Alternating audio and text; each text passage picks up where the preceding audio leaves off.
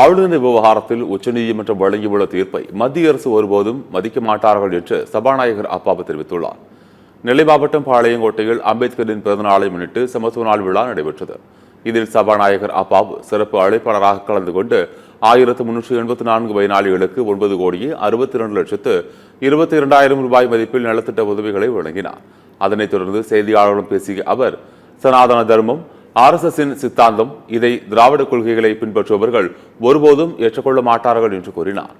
பிறப்பின் அடிப்படையில் பிரித்து பார்ப்பது சனாதனம், அதை எதிர்த்து சமூக நீதி, சமத்துவம், இதுதான் இந்திய அரசியலமைப்பு சட்டம். ஆனால் ஒருபோதும் அவர்கள் இந்திய அரசியலமைப்பு சட்டத்தை ஏற்றுக்கொள்ள மாட்டார்கள் என்றும் தெரிவித்தார்.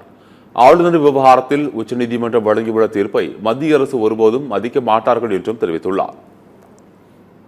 வெளிப்படையாட்டே என்ன சொன்னாங்க, இது செக்குலர் கண்ட்ரி அல்ல, மத சார்பற்ற நாடு அல்ல, இது மத சார்புள்ள நாடு அப்படி சொன்னது யாரு? மாண்புமிகு ஆளுநர் அவர்கள். அவங்க கிட்ட இந்த பதில் வர்றது ஒன்றும் பெரிய விஷயம் இல்லையாது.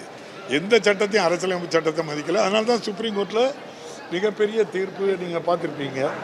இந்திய அரசியலமைப்பு சட்டப்படி மக்களால் தேர்ந்தெடுக்கப்பட்டவர்களுக்கு ஒரு இறையாண்மை உள்ள சட்டமன்றம், அந்த இறையாண்மை உள்ள சட்டமன்றம் நிறைவேற்றி கொடுப்பதை குப்பையில் தூக்கி போட்டுக்கிட்டு இருந்தால் என்ன நியாயம்? அதுதான் உச்சநீதிமன்றம் சொல்லியிருக்கிறது.